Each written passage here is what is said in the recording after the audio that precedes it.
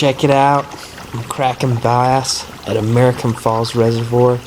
Just tied into my first smallmouth. It was a toad, so it's super epic. Just gonna do a little play-by-play record narration as I go through this video. I was jacked to land this guy. This guy hit a Senko on a little Texas rig with a 3/0 Gamakatsu hook. I just had a 1/8 ounce on front.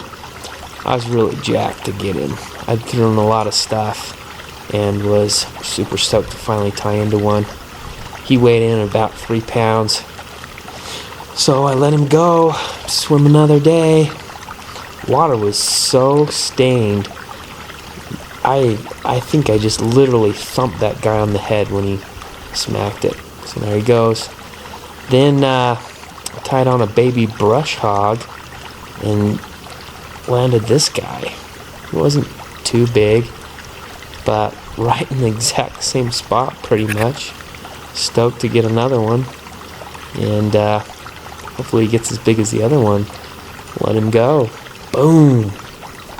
So here's a little play-by-play on how I rigged up a baby brush hog. Caught that little guy and then I hung one up, and this is a clip of me retying one on. I kind of doctored it up a little bit to make it work a little bit better. So I used a red 3/0 Gamakatsu hook. As you can see, I'm tying it on right here.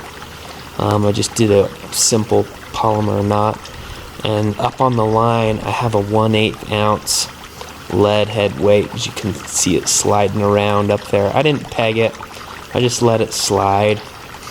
I think you could peg it. I don't know if it makes that much of a difference. But then you grab the baby brush hog, and the key to the brush hogs I found and what I've read is you want to make sure the tails are facing outward as you rig it on. So that's what I did on here. Is it took me a minute to kind of figure out which way the tails laid, and then I flipped it around and buried the hook in the nose of the brush hog so that the tails would flay out as I was retrieving it.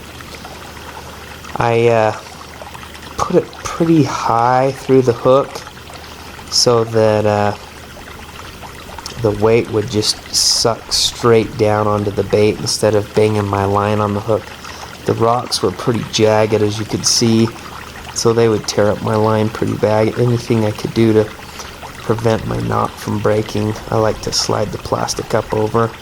And then make sure you lay it straight. That's the key to a good Texas rig, is that the bait lays straight on the hook, just like that guy. And then here's the other little key. I took an orange marking pen to try to make it stand out a little more in the dirty water and imitate a crawdad. And I put orange, bright orange on the tails and a little bit on the flapper. And it's a garlic scented pen. They're pretty dope. Spike It makes them. And they come in a lot of different colors. I just picked it up at Walmart. And I threw a smattering of crawfish smelly jelly on that bad boy. Make it slide over the rocks real easy, and hopefully those smallmouth would lay onto it a little better. So here's my first cast with the new setup. Get it going. And there it is. The bait looking all good. And just plop it out along those rocks, man. I'm just fishing for shore. And you can check out how I work it right here. I just let it fall all the way down on a slack line until it hits the bottom, and then just pull it. You can see me hitting the rock and then letting it fall down off the edge. Watch my rod tip. Hits the rock, let it fall. Pull it over the rock, let it fall. And you can watch, I pull my line tight to just test it, and all of a sudden, boom, bam, he hit it. Right as I was just letting it sit right there, and he sucked it down. I was really stoked. This is a big guy too. He was pulling. It took me forever to get him in. It was so fun.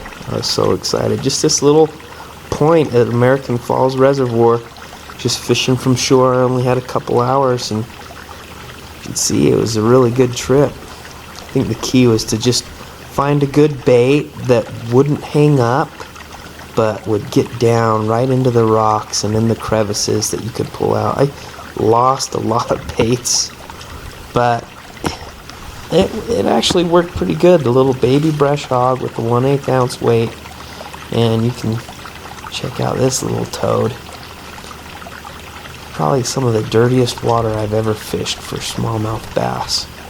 Amazed they could even see that bait. But here's the official weigh-in on this guy. Got the scale out. I thought it for sure was 5 pounds, but wound up hitting 3.29 right on the nose. Measured him. He measured at 19 inches. Look how fat his belly is. What an epic bass. So let him go. It's from another day. Make sure to check out the full post on krakenbass.com, and hope you enjoy this little clip of American Falls bass fishing. As always, stay stoked.